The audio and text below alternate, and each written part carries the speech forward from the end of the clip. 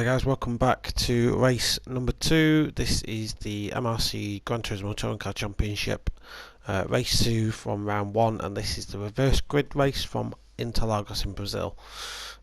So reverse grid doesn't really need much introduction, but it's gonna get one anyway. So whoever finished last in the last race starts first in this one, and vice versa. So me and Ginger Cracker are right at the back.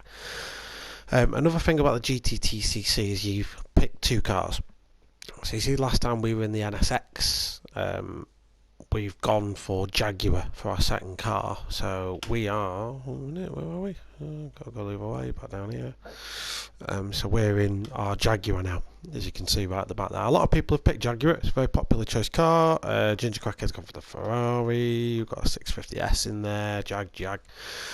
Lexus. I'm shocked not to see more of these. These are really popular across the league, but not many people have gone for them. I didn't get on with it at all. Awful brakes. Be rated in the Jag. Dangly Ball, you can't see it, but he's in the Toyota GT86. Potentially picked because of its amazing tyre wear ability.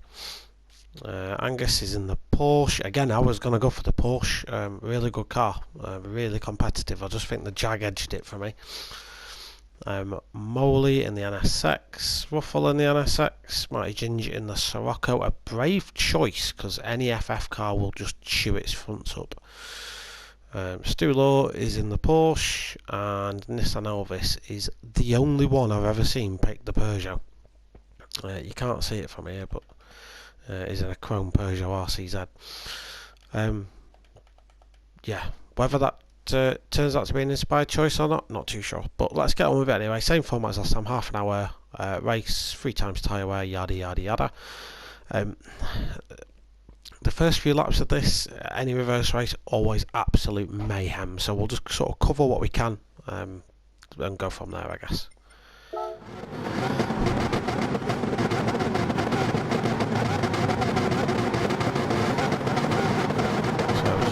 Lights and slight uphill start on here, so the MR cars will get away a little bit better.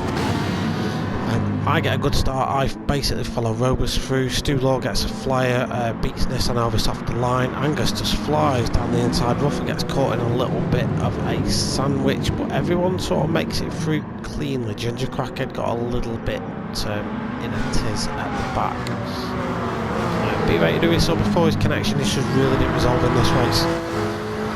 Hyperio's there, Robus. I'm still back. I've made one place up and I'm about to make another one. I'm about to try my luck against Mungino, and I will get that move made. We're side by side now, coming through turn 4. My job at this point, as with any of us at the back, is just to try and get to the front as quickly as possible. You really don't want to get stuck behind traffic too much. We need to get up there and get building a gap.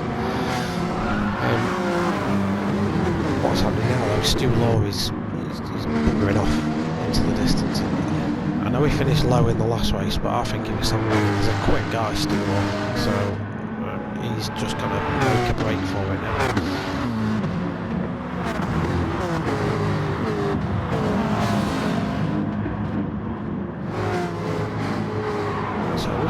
Made it through lap 1 unscathed, other than Ruffle, who did just touch the grass a minute ago and has got off, gone off the track.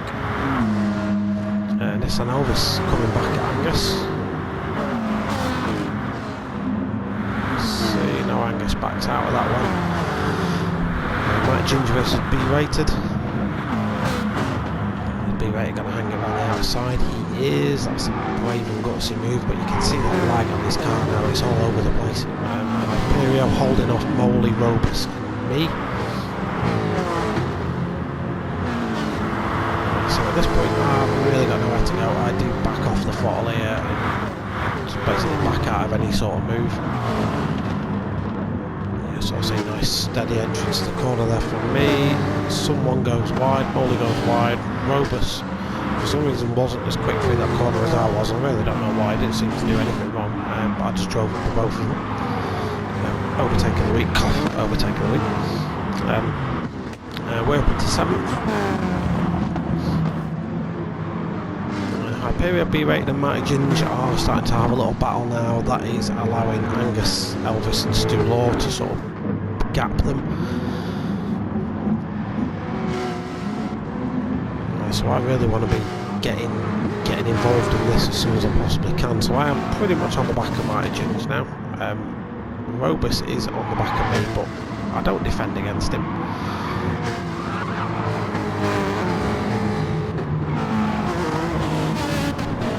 Despite it really being an opportunistic moment for him to be making a move. We've seen this on Elvis versus Alex McColl once more. These two have been tied together for a lap now.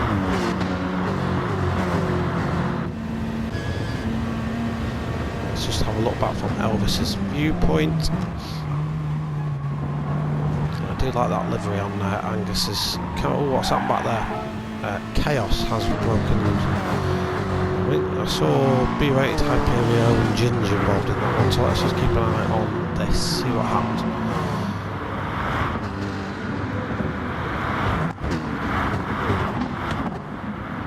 Oh, the camera's going to flip back at the wrong time, innit? Yeah, typical. Okay, so it was Mighty Ginger and B-Rated involved in that. I used to enjoy the camera angles on this, but maybe not so much anymore. Me versus B-Rated now. I've just got simply just a better drive out of turn 3, so on the approach to turn 4 he runs me really narrow, but I still managed to get the move done. Because I've been run really narrow, my exit speed's a little bit lower, so I'm under threat here. Because I'm worrying about that, I kind of mess this corner up a little bit and just go a little bit too wide, and that's just going to let B-Rated straight back through again, basically. Because of how much he was lagging, you'll notice I'm giving him tons of room, absolute tons of room. I don't want any light contact. Anyone that's a follower of the channel will know that's happened to me before, so I choose to just back off for now. So everyone's still pretty close together. There's not really anyone that's too far away, apart from Stu Law that is now starting to just run away with this. Everyone's still pretty much in a train, so to speak. So we're all getting a bit of slipstream really at this point.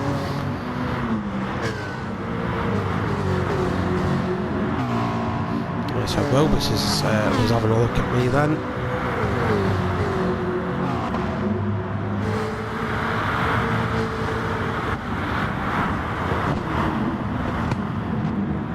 Because I had the slipstream of B-Rated up ahead, he wasn't able to get a move done.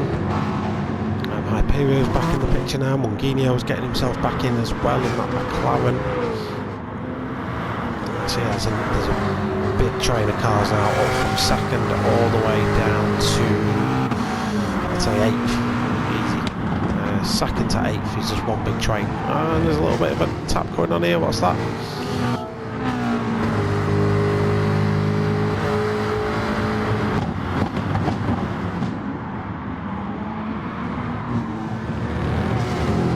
Again, just looks like a little bit of contact on turn 4. I'm not going to go back and watch it again to analyse it, but you saw it there. The good news is with that, that's put me up into 3rd. So I know lap 4, I'm up into 3rd now. Angus is putting up a little bit of a fight with me, but I had the inside, so I was able to just not worry about it too much. He's in the Porsche, which is a good capable car, especially in the twisty bits. The Jag isn't as good in the twisties as the Porsche is, so I do have to be careful. But now my job, I guess, is to catch Nissan Elvis up ahead. So I'll be doing just that.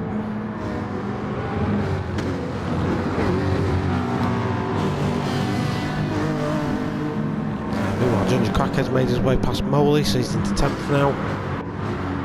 Mighty Ginger, after he was off early, is trying to make that place as he just takes Dangler ball. That Toyota is nice in the corners, got good tyre wear, but it's awful on the straight, so you can just pull away from it.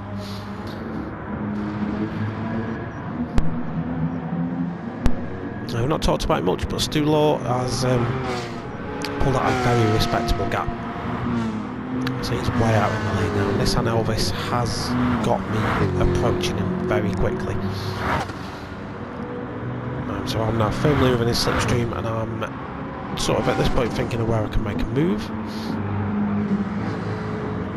Meanwhile behind it is still all kicking off. Got Munginio sliding a lovely move down the inside of Angus Makoto up there on the inside of turn 4. Ginger Cracker trying to go around the outside of Diablo. He's going to get that move made in turn 5 though, as we watch Angus Makoto fly at the inside of Munginio. He gets him back. Ginger Crackhead over the Optimist sticks his nose in as well. Is he going to do it? That's it. Munginio's lost 2 spaces in 1 corner there. Good optimistic drive in there by Ginger Crackhead. Gets himself up from like 11th to 7th in the space of just a couple of corners. Robus is now trying to get on the back of Hyperio. I've managed to get past Nissan Elvis now, so I'm now up into 2nd. A big old gap. I don't know how well you can see the mini map in the top right corner, but Stulor's well firmly on the main straight now. It's a big old gap.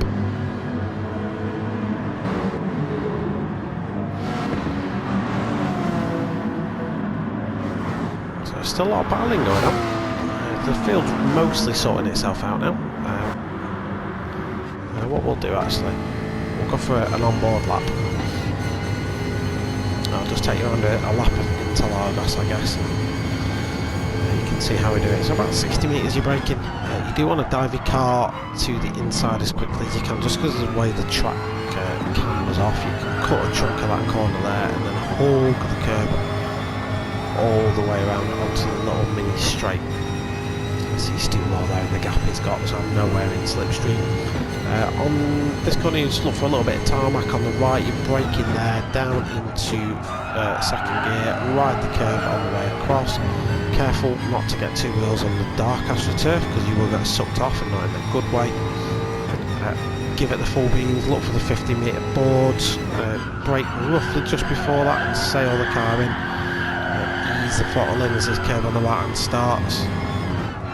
Spot your braking point, you can go all 4 wheels on that curve if you want to, and then basically just coast the car through this bit. As soon as you sort of parallel with the green curve in there, you can put your foot down again. And you don't have to be all the way over to the left to get a good turn in on this corner, because you can get the power down nice and early in the Jag because it rotates really nicely. Full power down here until the tyres start to wear out, and that's when you want to start lifting. You see with purple sector 2. But I've not got a slipstream, so I'm not going to be setting any fastest laps on this lap. And that's basically a lap of Interlagos. It's the track that the F1 cars drive on as well. So this is the setting of Is That Glock. This is where it all happened. See Robus and Hyperio. Robus is going to get that move made down into turn 1. Hyperio is not going to give that one up easily though. Does just have to settle in for what is a 4th place now. Angus Makoto still putting a good fight on. He's got past Nissan as well. Ginger Crackhead is next in the list to try and get past the Peugeot. So France doing what they're doing in the America-Iran conflict now, and having absolutely no part of any of this, and they're backing out. Munginio trying to get involved in this action as well. Meanwhile, a little bit further back, Diablo in the Lexus seems to be struggling a little bit here, and he has been going backwards this race. Molly in there is actually just going to sail one up the inside. Is that going to let Ginge have a pop at him as well? He's going to have to go around the outsides. No, Ginge isn't going to make that move happen. Respectful racing though from these boys, are giving each other tons of room. As I say, that Ginge gets really close to the back of Diablo's Lexus there.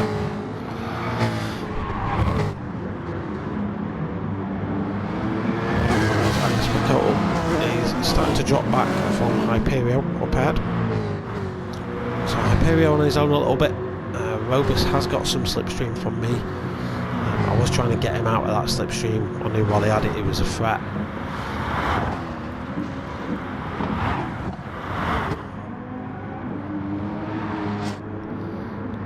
In terms of gaining on Stulor, I was gaining little bits, but it was 3 or 4 tenths a lap, so it wasn't really anything spectacular. Some laps he'd pull a little bit of a gap to me, some laps I'd gain it back. I knew I'd have a fight on my hands. I could sort of smell a win, so I was pushing relatively hard. I definitely knew a podium was on the cards if I carried on. So.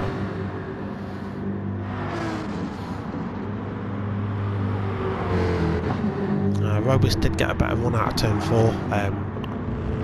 He had a better line, better speed out of the corner. I decided not to put too much of a fight with that one. Not really much point this time in the race.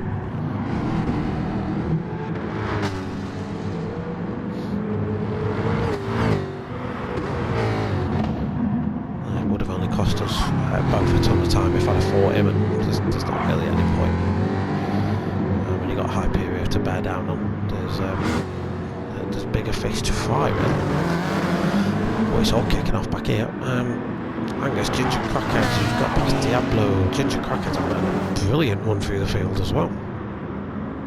Meanwhile, the French rolling roadblock of the Peugeot RC is becoming a bit of a bottleneck for all these guys, as Moley just gives him a little bit of a tap in the rear, down the ball does go through. Toyota's not going to be the best thing in a straight line, though. You just see how it gets absolutely swallowed up.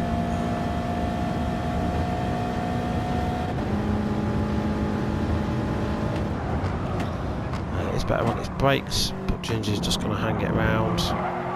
Even with the front wheel drive Sirocco, through he goes. Molar's going to have a pop around the outside as well. Switches to the inside, nice driving. Dangleball does just manage to cut that off. Good little battle here at the back. Nissan Elvis, to his credit. Oh, look at that, that's opportunistic if anything.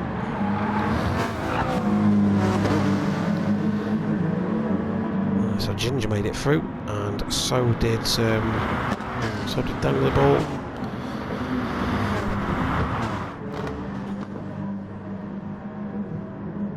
I don't know if Mungino's pitted.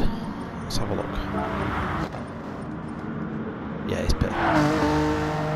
Ruffle obviously had that off a little bit earlier on, so he's unfortunately out with this one for the time being. You can see Nissan Elvis and that front wheel drive Peugeot, his fronts are absolutely just dead. It's like we're giving him no grip at all. Whereas Dangleball and Toyota, much better. Oh, I've just seen yellow flags and I've realised that was something. Right. So this is what happens when you push just that little bit too hard. I get 2 wheels on that dark astroturf and round I go. I managed to 360 it, but yeah, that's what happens when you push just a bit too hard, and that's like Hyperion through. Anyway, that was me ballsing up. That will unfortunately prove quite crucial towards the end of the race, but I'll explain that later on. So one driver we have lost at this point is B-rated. He quit out knowing that his connection was bad. He didn't want to be an issue to anyone else, so he did just leave the race. Meanwhile, I think Stulor's pitted or has made an issue somewhere. He's got a 140 lap in there somewhere, so his tyres are really starting to degrade. Yeah, so he's lost a ton of time in that last lap. The lap that I span, he lost loads of time, so I would be roughly where Robus is now, had I have not span. So these boys, we're 16 minutes into the race now. We are looking at the pit stop window right now. I've just come in, however I've come out in traffic. So as you can see up ahead, we've got Dangleball, we've got Moley, we've got Mighty Ginge. I was sort of hoping that these guys would dive into the pits, so I won't have to fight them. I did have a sort of gut feeling that Dangleball's Toyota was no stopping, just because I know it's a decent car for tyre wear and he could probably make it happen. So now that's one car I'd have to navigate. That being said though, Tony probably knows that I'm not in his fight directly, so might not be worth putting up a fight against me. But having raced him in the GT3s, I know he can defend. So I've made it past someone already. Morley, I think he fell off the track.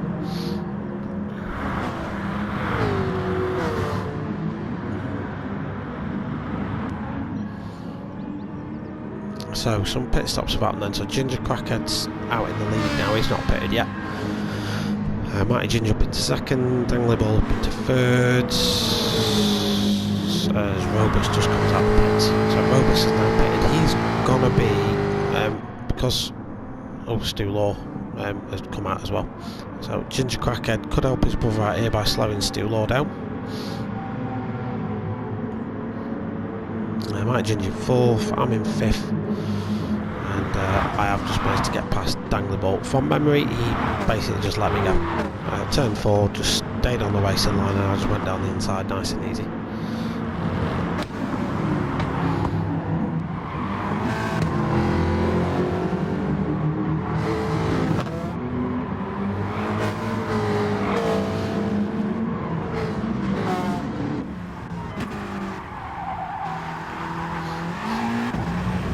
Wait really until all the pit stops are filtered out, and then we'll see where everyone is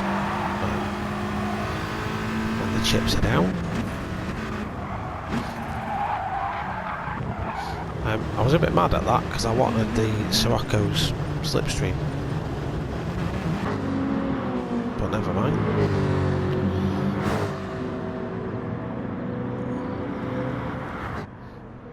Okay, so Ginger Crackhead comes in. I inherit third, and yeah, third's still way higher than I started, considering I started second to bottom.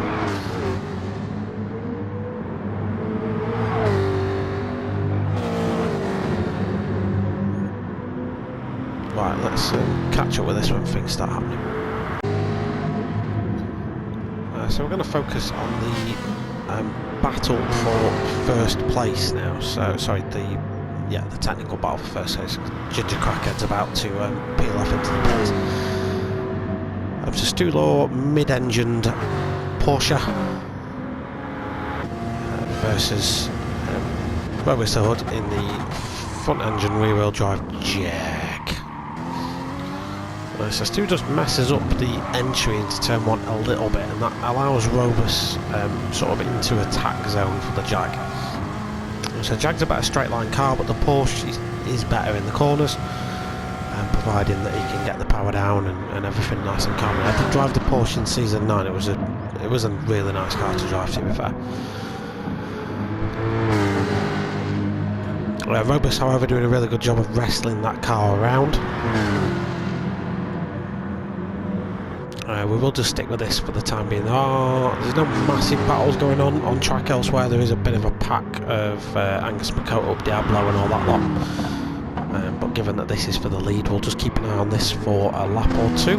We've got about 10 minutes of this race remaining, so you can see me just back there in third. I'm too far back to get involved in this, but I'm really hoping that they keep this fight up for the last 10 minutes, because that will bring me right back into play. Bringing it back to my spin here earlier on, had that not happened, I'd be in that, based on the amount of time I lost in the spin. That being said, though, mistakes do happen, yada yada yada, that's racing, but yeah, without that spin, there's no doubt in my head that I'd have been battling with these boys for a potential win.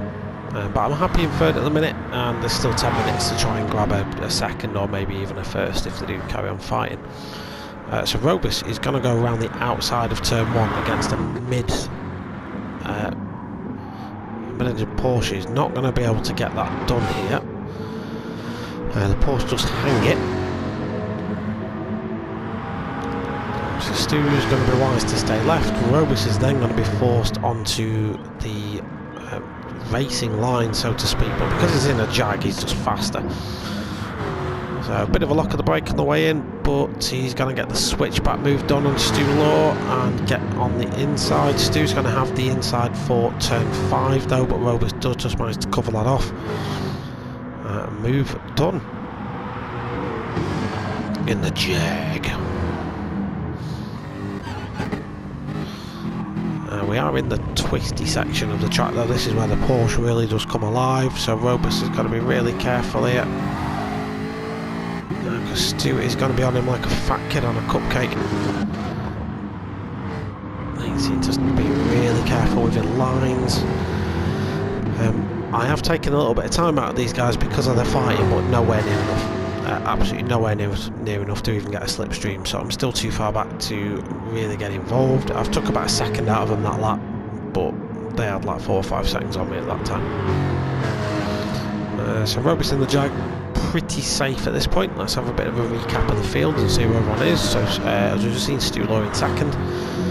I'm in third, trying in vain to chase them down. I've got Hyperio chasing me down. We were sort of similar gaps, me and Hyperio. I would sort of pull a few temps here, he'd pull a few temps there, and yeah, the gap wasn't really going anywhere.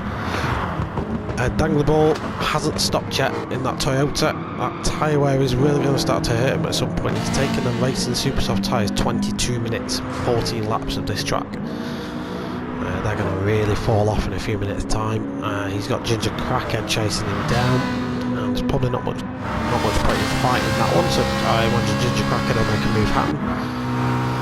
Monguinho, remember the chap who I had the good race with last time out at Catalunya. He's racing against Angus McCott up in the Porsche. Dablo, we just see getting a little bit wider turn 4. He's got Nissan Elvis in the Peugeot chasing him down. Mighty Ginge in the VW, seemingly doing a good job against Moley. And then Ruffle is still at the back. Probably a bit of a disappointing race for Ruffle after that early sort of off. It was just unfortunate where it happened, and that the field was all bunched up and he basically had to wait for everyone to go past before he could re-enter. So a bit unfortunate for Ruffle. We know we can move, so we'll hopefully see him in future races. Meanwhile, not much has changed up front. Robus and Stu still relatively close together. I've not pulled in anymore on these guys now they've stopped fighting. They are continuing to maintain the gap, I guess. The gap to Stu wasn't really coming down that quickly. A couple of attempts a lap, absolute maximum. Especially when I'm taking turn 1 sideways, which is not the best way to take turn 1. So yeah, Ginger Cracker's got past Dangly Ball now. So Dangly Ball's got Monguinho not far behind him in the... Is Monguinho in the McLaren? Yes, he is. So he's potentially going to have that fear of him chasing down. Meanwhile, he's got Angus McCoat up. Let's just go on board with Angus and see what he's looking at. No, it's not his actual name, by the way, Angus McCoat up. I'm sure it's something else. I want to say it's Darren. But he's like... Dangly Ball isn't Dangly Ball, his name's Tony. He just calls himself Dangly Ball online. Unless you're a gamer, you wouldn't know, man, you wouldn't know. So Monguinho obviously is promoting safe and responsible drink driving in the Heineken McLaren. Doing a really good job of fending off the technically faster Porsche at this time. The McLaren's a nice and nimble car, though it's short. It's got sort of a short wheelbase on it, so it does nip in and out of turns really well.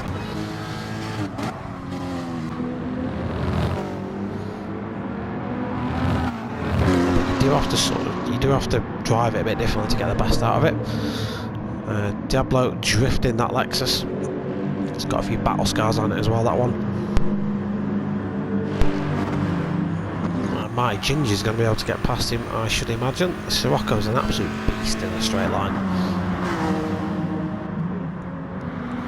So I'd imagine he'll sail past him at turn 1. Yeah, Diablo don't fight that one too much. Ginger's just a smidge later on the brakes. Diablo gives him absolutely tons of room, and away we go. Nissan Elvis has pitted. When did he pit? A handful of laps ago, and those front tyres are already absolutely butchered. So Moley on a much fresher set of tyres should make short work of the front wheel drive car. The front wheel drive cars, I'm giving them a bit of a bashing on a track like this because this is a technical circuit that favours a mid-engine car. There will be tracks that favour the front wheel drives and they will roar off into the distance. Power circuits basically. That being said, this isn't one of those. This is very much a handling circuit. It's why Dangly Ball's doing so well in technically what is a ridiculously slow Toyota car, but it handles like an absolute beauty and it looks after its tyres. So he's doing a really solid job in that. Ginger Crackhead's got past Hyperia. That's a move we missed. So Ginger Crackhead's been working on a scent through the field last couple of laps, I guess. So don't forget, he started dead last next to me, so I started 13th, he started 14th. He's now up into 4th, so he's climbed 10 places this race. We've got 3 minutes to go. To me, about a 5-second gap. I'm just coming out of the San Juanes now, so I'm relatively safe as long as I don't cock it up. He's got fresher tyres than me. He was taking time out of me. But I wasn't worried because, well, why would you be when you got a 5-second gap? And I was taking it steady in the bits that, well, the bit that I fell off before, basically. So you can see I'm starting to pull Stu Law in a little bit now. No real explainable reason for that other than I think he just made a mistake somewhere, but I am starting to close in on him. Just not enough time to really make anything happen, I'm afraid. So I do need him to make a mistake. Well, Ginger Crackhead and Hyperio still having a little bit of a battle behind.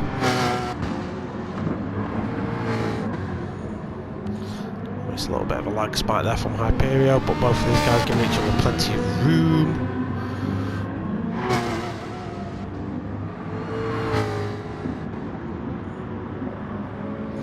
A little bit of a brake lock up there from Ginger Crackhead, but he gets a good exit from the corner nonetheless. Ferrari is a good car in a straight line, so he should be able to hold off the Jag. Mangini up into 6th.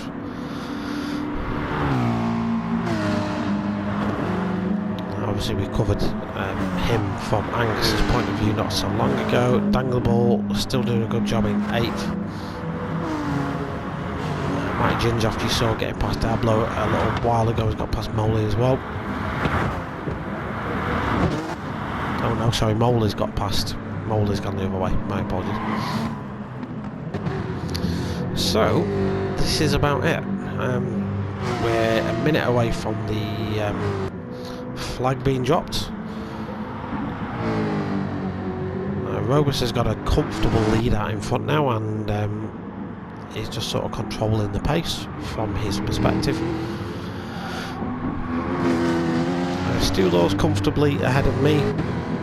Doesn't necessarily have to worry about me too much, can just drive his own race. So, the interesting bit now, looking at the timer, I think Robus is going to have to do another lap. I think. Yeah, he's going to have to do another lap, but me and Stu Law might not have to, but we'll cover that as we come across the line then. So, Robus de Hood, 1993, League 1. I raced with him last season in League 3, and it was pretty much me and him trading wins every week. Really good to see him taking a win for this one. He's going to have to do another lap. Stu Law just makes it in time for 2nd. I take the final podium position. Ginger Crackhead just holds off Hyperio at the line to take 4th. Munginio a well-earned 6th place if he can keep it. Angus McCuttle brings on 7th. Danglerball 8th. Mighty Ginger 9th, and Moley in 10th, Dablo in 11th. Nissan Elvis, that Peugeot has been through absolute hell, is in 12th. Ruffle in 13th. All the plaudits so has to go to this one who's now completing a lap on his own. Think of it as a lap of honour for Robust the Hood. Congratulations, mate, well done. If I had it my way, it'd be me on that top step, but yeah, well done anyway. Also holds the fastest lap of the race, 1:37.5. Which is a damn good lap. I think my best lap was a 1:38.0, I think, so a good half a second quicker than anything I could pull out of the bag as well. So it's plainly had the pace at this track, and well done to him.